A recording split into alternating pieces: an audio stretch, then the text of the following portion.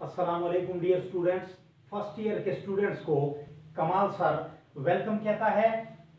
तमाम देखने वालों को कमाल सर का सलाम पहुंचे। फर्स्ट ईयर की क्लास मीर तकी मीर साहब की गजल नंबर 1, इसके एक शेर की डिफिनीशन जो है, मुकम्मल वजाहत और तशरीह जो है हम करने जा रहे हैं। लेकिन सबसे पहले इस गजल को मुकम्मल तौर पर इसकी रीडिंग करनी होगी। ये गजल कुछ इस तरह है। मीर तकी मीर साहब फरमाते हैं, फकीराना आए सदा कर चले, फकीराना आए सदा कर चले, मियाँ खुश रहो हम दुआ कर चले। फकीराना आए सदा कर चले, मियाँ खुश रहो हम दुआ कर चले। वो क्या चीज है आह जिसके लिए, वो क्या चीज है आह जिसके लिए हर एक चीज से दिल उठा कर चले। कोई ना उम्मीदाना करके निगाह, कोई ना उम्मीदाना करके निगाह, सो तुम हमसे मुंह भी छुपा कर चले। दिखाई दिए यूं के बेखुद किया, दिखाई दिए यूं के बेखुद किया, हमें आपसे भी जुदा कर चले। जबी सजदा करते ही करती गई, जबी सजदा करते ही करती गई, हक के बंदगी हम अदा कर चले। परिस्तिश की यहां तक कि ए बुत तुझे, परिस्तिश की यहां तक कि ए बुत तुझे, नजर में सबों की खुदा कर चले। मीर तकी मीर अपने आखिरी शेर में अपना तखल्लुस इस्तेमाल करते हुए फरमाते हैं कि कहीं क्या जो पूछे कहीं हमसे मीर, कहीं क्या जो पूछे कोई हमसे मीर, जहां में तुम आए थे क्या कर चले। तो आते हैं इस शेर के मुश्किल अल्फाज की तरफ। फकीराना आए सदा कर चले, मियाँ खुश रहो हम दुआ कर चले। लफ्ज है फकीराना। अगर इस लफ्ज पर गौर किया जाए तो आपको वाज़ेह तौर पर दिखाई देगा कि यह लफ्ज निकला है लफ्ज फकीर से। फकीर कहते हैं एक ऐसे शख्स को जो लोगों के सामने हाथ फैलाता है। फकीर कहते हैं साइल को जो लोगों के सामने सवाल करता है। और उसकी सदा क्या होती है, उसकी आवाज क्या होती है कि अल्लाह के नाम पे कुछ दे दो बाबा। दूसरा लफ्ज सदा का आया है। सदा आप लोगों ने नोट किया होगा कि हमारे पास जो है सदा इस अंदाज में भी लिखा जाता है और इस अंदाज में भी लिखा जाता है। इस सदा का मतलब जो है वो हमेशा बनता है और इस सदा का मतलब जो है वो आवाज बनता है। आवाज तो मतलब है कि फकीर की आदत होती है कि जब वो किसी भी गली कूचे से गुजरता है या जहां से भी गुजरता है भीख मांगने के अंदाज में, तो वो एक सदा लगाता है, एक आवाज लगाता है कि अल्लाह के नाम पे कुछ दे दो बाबा। इसके अलावा मियाँ खुश रहो तुम दुआ कर चले। मियाँ का लफ्ज जो है ये किसी भी शख्स या लोगों के लिए इस्तेमाल किया गया है। इसके अलावा मुश्किल अल्फाज नहीं है। इस शेर को समझने से पहले मैं आपसे यह बात कहना चाहता हूं कि आप लोगों ने रटे नहीं लगाने, कॉन्सेप्ट बनाना है इस चीज का। और कॉन्सेप्ट बनाने का डिफिनीशन के हवाले से, वजाहत के हवाले से, तशरीह के हवाले से सबसे बेहतरीन और आसान तरीका यह है कि किसी भी शेर को कहानी की सूरत दे दो, किसी भी शेर को कहानी में ढालने की कोशिश करो। क्योंकि आप लोगों को यह अच्छी तरह से पता है कि कहानी का कंसेप्ट जो है इंसान के दिमाग में बहुत आसानी से और अच्छे तरीके से बैठ सकता है। तो इस शेर को हम कहानी की शक्ल देने की कोशिश करते हैं और समझने की कोशिश करते हैं। फकीराना, फकीर ऐसे शख्स को कहते हैं जो मतलब है पहले से फकीर हो। लेकिन फकीराना उस शख्स को कहते हैं जिसने फकीरों का लिबास पहना हो, जिसने फकीरों का भेष बदला हो। तो मीर तकी मीर यहां पर कहानी की सूरत देते हुए इस शेर की डिफिनीशन में बयान करते हैं कि मेरा महबूब मुझसे जुदा हो गया, मेरा महबूब मुझसे दूर हो गया, मेरे महबूब ने मुझे छोड़ दिया।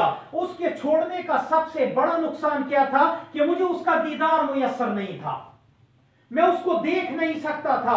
और जब तक मैं उसको देख ना लेता था मुझे चैन नहीं आता था, मुझे सुकून नहीं आता था। मेरी रातों की नींदें और दिन का सुकून जो है वो गारक हो जाता था। इसलिए मैंने महबूब का दीदार करने के लिए किस्म किस्म के हरबे इस्तेमाल किए।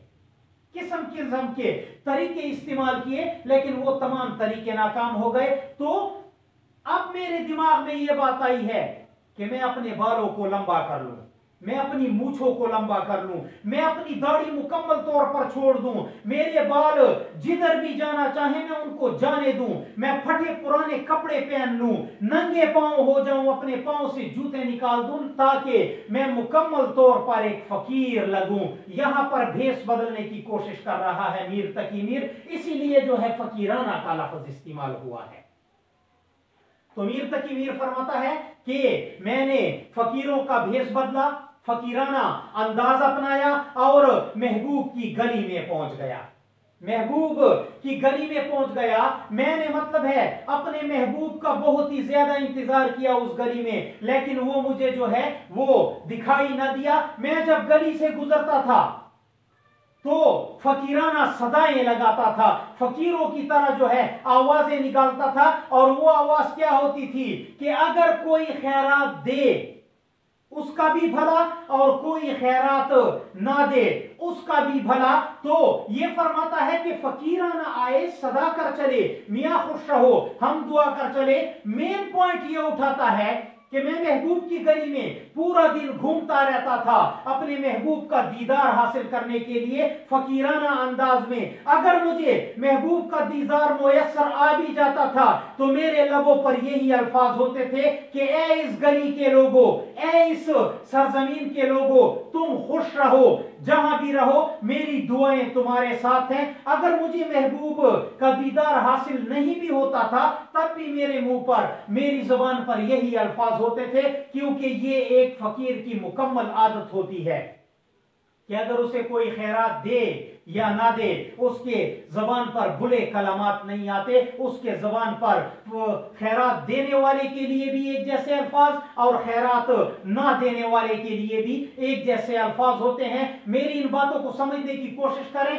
कॉन्सेप्ट बनाएं, मीर तकी मीर को फकीराना भेष बदलने के अंदाज में पेश करें, तो ये डिफिनीशन जो है मुकम्मल तौर पर आपके दिमाग में बैठ जाएगी कि फकीरों का भेष बदलकर महबूब की गली में गया, अगर उसे दीदार हासिल हो भी जाता था तब भी वो दुआएं देता था, और अगर दीदार हासिल नहीं होता था तब भी दुआएं देता था। तो मतलब है कि मेरी एक बात और भी और से सुन लें कि आपने अगर डिफिनीशन बहुत मुकम्मल और खूबसूरत तरीके से कर ली है, लेकिन उसके नीचे, अपनी डिफिनीशन के नीचे कोई रिलेटेड शेर नहीं लगाया, तो उस वक्त तक आपकी ये वजाहत और तशरीह जो है ये अनकंप्लीट है, ये पेपर चेक करने वाले को मुतासिर नहीं कर सकती। आप इस तशरीह की बदौलत जो आपने पेपर में लिखी है, बगैर रिलेटेड शेर के आपको अच्छे नंबर नहीं दे सकता पेपर चेक करने वाला। तो रिलेटेड शेर जरूर लगाने की कोशिश करें, रिलेटेड शेर को समझने की कोशिश करें। फकीर बनना पड़ा, हम फकीर थे ही नहीं, फकीर बनना पड़ा, हम फकीर थे ही नहीं, कुछ मिले या ना मिले हम दुआएं देते रहे। फकीर बनना पड़ा, हम फकीर थे ही नहीं, कुछ मिले या ना मिले हम दुआएं देते रहे। यहां पर भी एक गुमनाम शायर जो है, शायर का नाम जो है वो मुझे नहीं आता कि ये किस पर्सनैलिटी का शेर है, लेकिन बहुत ही बेहतरीन शेर है और इस शेर के साथ मुकम्मल तौर पर रिलेटेड है। अगर आपकी तशरीह भी बेहतरीन है और उसके नीचे आप ये शेर भी लगा देते हैं कि एक शायर के बकौले शायर फकीर बनना पड़ा, हम फकीर थे ही नहीं, कुछ मिले या न मिले हम दुआएं देते रहे, तो आपको मुकम्मल के मुकम्मल नंबर देने पर जो है वो पेपर चेक करने वाला मजबूर हो जाएगा। इस शेर का मतलब भी थोड़ा सा समझ लें। शायर फरमाता है फकीर बनना पड़ा, हम फकीर थे ही नहीं, महबूब का दीदार हासिल करने के लिए मुझे फकीर बनना पड़ा, क्योंकि इसके अलावा कोई चारा नहीं था मेरे पास कि मैं अपने महबूब का दीदार हासिल कर लूं, क्योंकि महबूब की गली में जाना जो है वो मतलब है आउट ऑफ कंट्रोल हो गया था। वहां पर लोग मुझे पहचान चुके थे कि ये फलाने शख्स का आशिक है, तो वहां पर मैं अपने भेष में नहीं जा सकता था, बल्कि मुझे भेष बदलने की जरूरत थी। मैं फकीर नहीं था, लेकिन मैंने फकीरों का भेष बदला, कुछ मिले या ना मिले हम दुआएं देते रहे। वहां अगर दीदार हासिल भी होता था तो भी दुआएं देता था, दीदार हासिल भी नहीं होता था तो भी दुआएं देता था। मेरा चैनल सब्सक्राइब करने की कोशिश करें, मेरी इस वीडियो को अपने बेहतरीन दोस्तों तक पहुंचाने की कोशिश करें, क्योंकि अच्छी बात फैलाना और किसी तक ले जाना सदके के जुमरे में आता है। इस सवाब में, इस कार खैर में आप भी हिस्सा लेने की कोशिश कीजिए और दुआओं में मुझे जरूर याद रखिएगा। अपना ख्याल रखिएगा। अल्लाह हाफिज।